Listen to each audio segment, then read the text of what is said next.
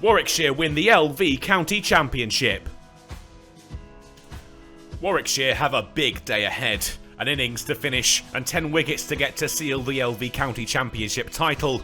Their top order set them on their way on the evening of day 3, the lead up to 157, but they'd need more and fast before they went hunting victory. They were in one-day mode at the resumption. Will Rhodes quickly up to 50 at the start of the day, reaching the mark of just 34 balls, with a deft flick down the leg side for his third 4 to add to his 3 sixes. 200 was quickly on the board, but the partnership wasn't finished yet, up to 100 off 79 deliveries. Rhodes, though, would go, sent back by Yates, unable to make up his ground. Overton quick with the throw of his own bowling. Davis did the rest. And Hayne then followed, trapped in front by Overton, out LBW for 3.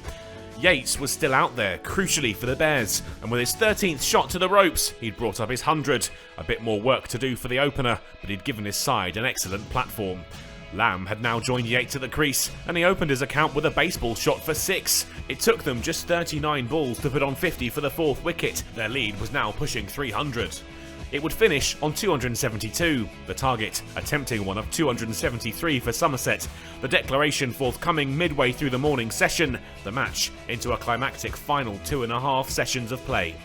Job done for Warwickshire so far. They'd done exactly what they'd set out to. A big total on the board and some impressive knocks at the top of the order, not least Rob Yates' unbeaten 132. Over to the bowlers to see if they could win it for the Bears.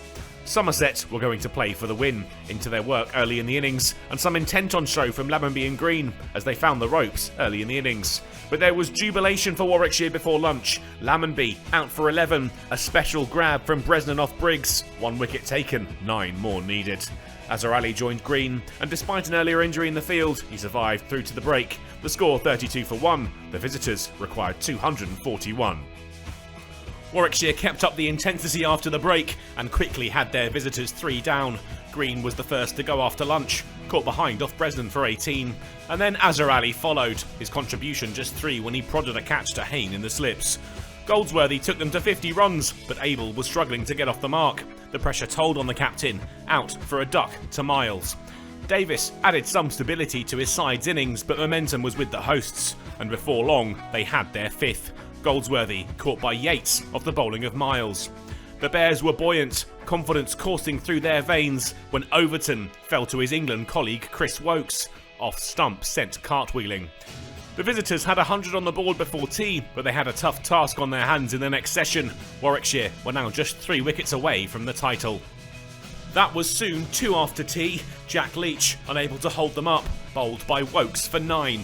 Davey and Gregory put up a bit of a fight. Warwickshire made to wait, the duo building the highest partnership of the innings so far. They'd be up to 43 when Miles had his side 1 wicket away from the title. Gregory caught behind for 31. They didn't have to wait for too long. Norwell was the man with the crucial final wicket. Brooks caught by Rhodes, and as the ball nestled in his hands, the title was Warwickshire's, sparking ecstatic celebrations in the middle. It was their first championship since 2012, their 8th in the competition, and a well-deserved one after months of hard toil.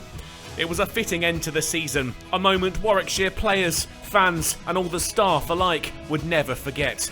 And it was the cherry on top on what had been a scintillating climactic round of the LV County Championship, one that had reminded us of just how special this game we call cricket really is.